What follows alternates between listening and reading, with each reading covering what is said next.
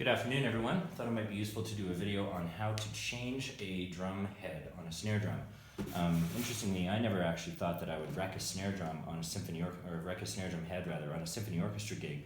But just last weekend, I played a piece by Revueltas with the Calgary Philharmonic Orchestra, and it had 14 percussion parts in it, and it was a really, really intense piece. I was totally wailing on my poor little sweetheart of a snare drum with timbali rods. So in any case, time to change the head.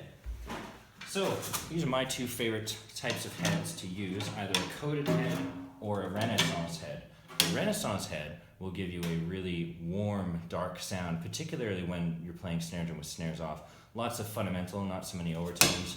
However, we're going to do a coated head today because changing a coated head is a little bit more complicated, and coated heads are much more common on snare drums, particularly with drum set, because the coating on the head dampens the drum, and it also provides friction for stirring when you're stirring with brushes on drum set. So all we need to do this is a drum key. This is a standard drum key here, but I'm going to use a crank key because it's quite a bit faster, and a little bit of painter's tape.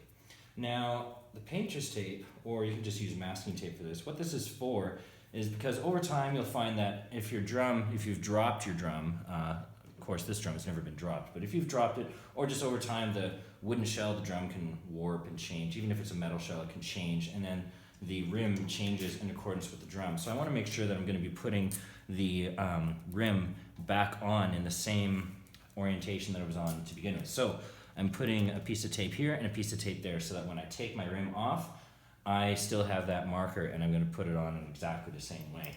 Next, I start taking the head off and going across the drum. It's actually more important to go across the drum when you're tuning the new head onto it.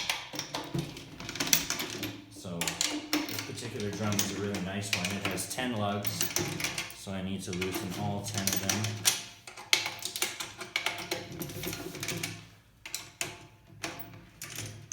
And then I can go around and loosen them the rest of the way with my fingers, like this.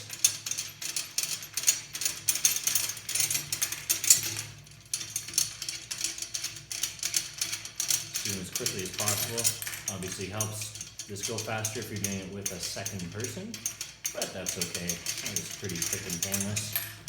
And we're almost there. Okay, and now we're going to take off the old drum head. Now this is a good opportunity to clean, if you have some grunge on the inside of your head there, or on the inside of the rim, to clean it off. Just clear it off with your hand, and you'll take everything off. You can see that there is some dirt in there. My finger's fairly dark now. And if you have any grunge around in your drum, or if you're teaching in a junior high program and somebody's put a pencil through the air hole into the drum or whatever, then this is a good opportunity to get that out of there. Ooh, listen, the drum is making my voice resonate. That's kind of fun. Anyway, so we're getting rid of the old drum head, which I have damaged thoroughly, and we're going to put the new drum head on. Now, because I like to play with the snare throw switch right in front of me, when I do my rolls so that I get more rebound, I play away from the center towards the edge, and I'm going to want to play over the snare. So because the throw switch mechanism is right in front of me, I'm going to put the logo here instead of on the other side of the drum where most people put it. I'm going to put it here so that it doesn't make the tips of my sticks dark from the ink of the logo, and then spread those marks all over the head. It'll just make the head look a little nicer. So I'm trying to center the logo so that it's right over the throw switch of the snare. Now I put my rim back on, and you can see my painter's tape is right there and there. So now I know that I'm putting the logo on in the correct fashion. I'm putting the head on in the correct orientation.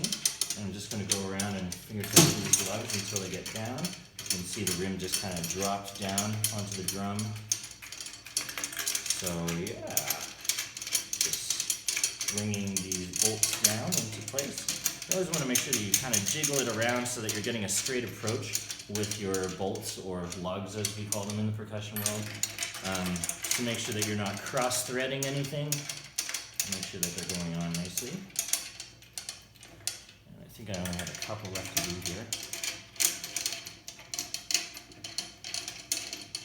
I'm just going to go around and make sure that they're all as tight as they can be done with my hand. Next thing I'm going to do, you only need to do this with a coated head or with a two-ply head. So if you're using a Renaissance head, you don't need to do this. I'm going to do something called seating the head, which means that I just kind of give it a little bit of CPR in the middle, and I pull it down. You can hear that it cracked, so the plies are separating. And I'm going to go across. So you notice I started there, then I went across to here, and now I'm moving over there, and I'm going across to here. Then I'm moving over here, and I'm going across to here, and then I'm moving over here. I'm going across to there, and we've still got some cracking happening. That's a good thing, don't worry. I'm moving here, and I'm going across to here. I've now done all 10. And I have a pitch already, a fundamental pitch. Now, the best for a 14-inch diameter snare drum that's about 5.5 inches deep, which is a standard snare drum for drum set or for orchestral playing, which is what this is, I'm going to want to have my note, my fundamental pitch, be somewhere between an F sharp and an A sharp. So on the marimba, there's the F sharp, there's the A sharp. Right now, we're down at about a D. So we need to go up at least that far, possibly higher up into the range. You can tune it higher up if you like the tighter sound, or if you want the drum to be able to settle over time, which it will do. So I'm going to go across here. It's doing about a half turn. I go across again. So my next one's going to be here. And I go across again. And then I go across again. And then I go across again. And then I do that. So I've got, now, I'm at about an F sharp. So I'll do another maybe a third turn or a quarter turn across all the way around. By the way, the reason why I want to go across is because if I tighten this whole side of the drum before this whole side, it's just going to yank it down on one side and possibly rip the head off of its built-in frame. So that's why I'm doing it in this order.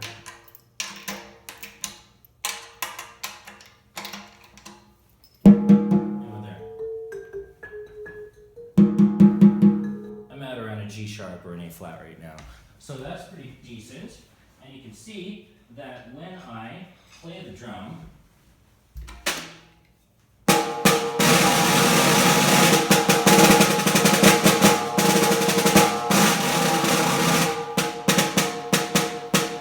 and you can even set something on it to dampen it if you want to.